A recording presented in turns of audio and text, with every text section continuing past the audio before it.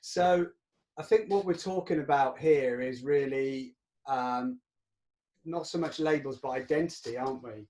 And I remember talking to you quite early about how I'd made the conscious decision to not define myself by my disability. So no longer would I want to say, my name's Steve, I've got relapsing remitting or whatever.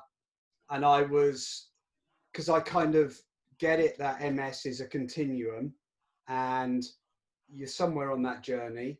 And I was thinking, well, actually, I'm not that. I'm Steve. And more than just having MS. And, you know, I would traditionally say, you know, I'm Steve. I've had MS. This is my 27th year.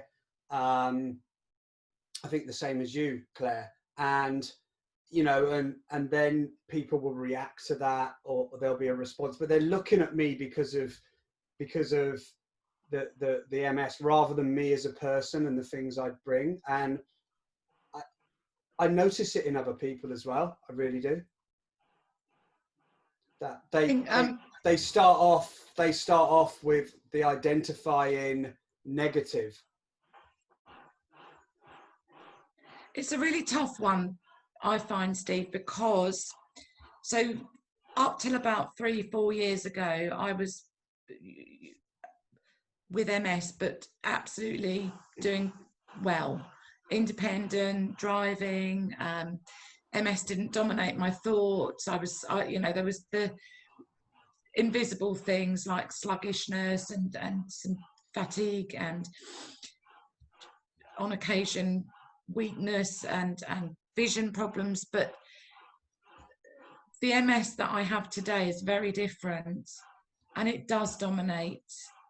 On days it dominates, and it's very hard. I find very hard sometimes to separate the MS from me. So yeah, I've been in a lovely place for many years with MS, where I didn't have to consider it much at all. And now I don't know, I struggle to not have it the most dominant thing in my mind most days, and that's not a positive thing to give to anyone. Yeah. So yeah. So, you know, so that's bigger than who you are. You feel it becomes who you are, not part of who you are. It becomes who you are. Yeah. Who I am today. Yeah. Yeah. And it's what I find very hard is I've got all these this knowledge about how to think differently and separate myself and my identity, because actually my core essence is just me and my the beauty and the uniqueness of me.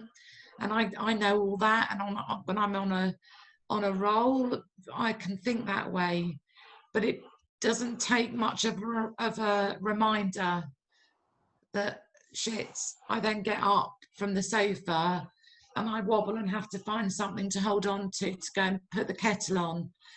And I think, oh, damn you, you've caught me off guard. I was doing well sat on the sofa in my thoughts of I'm a brilliant human being, etc. And yeah, so sometimes I'm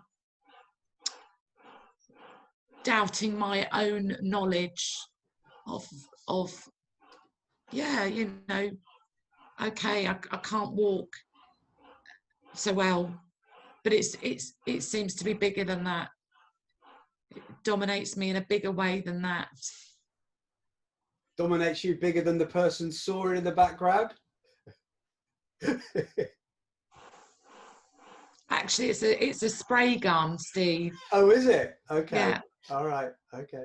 But I guess the analogy of that is we've always got something in the back of our mind, haven't we? You've always got, I've got that as well.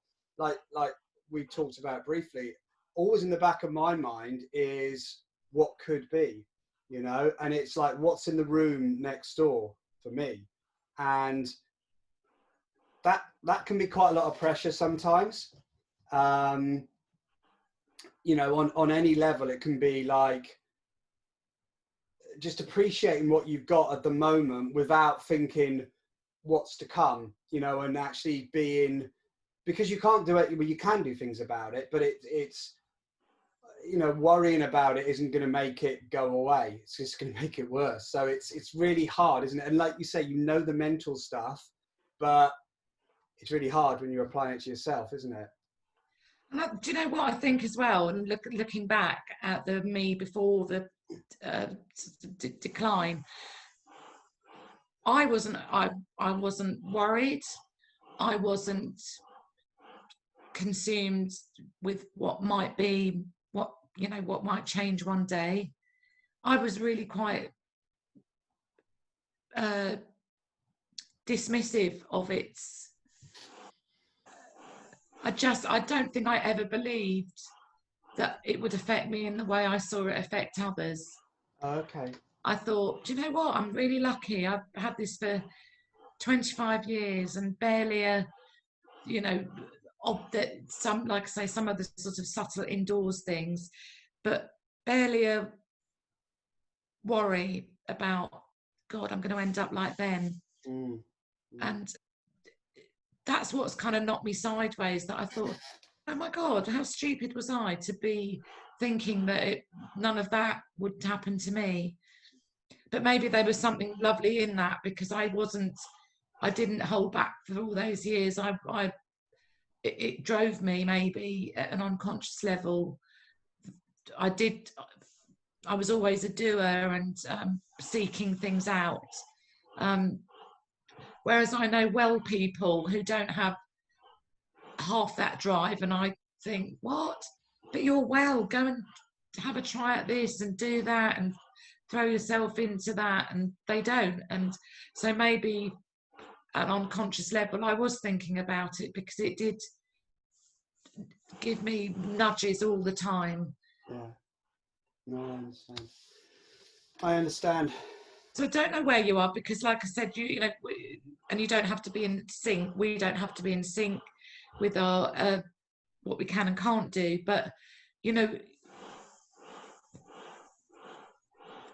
your ability to still, like I say, have some reasonably good independence is you know it's there now. But what? No, I don't want to say that, because that's a horrible thing to say. But like I say, I never believed. I always thought, oh, I'm the special one. I'm the special one, that it's not going to. I'm not going to be like that. And even when I started going up to the MS Centre, Steve, I felt very separate and very different, and very much more. I wasn't yet one of them, and I wasn't going to be one of them. You're an outsider. Yeah, you know, and I was like, wow, I'm so lucky. I must have been given a special MS, because I've escaped all that. And that's what's the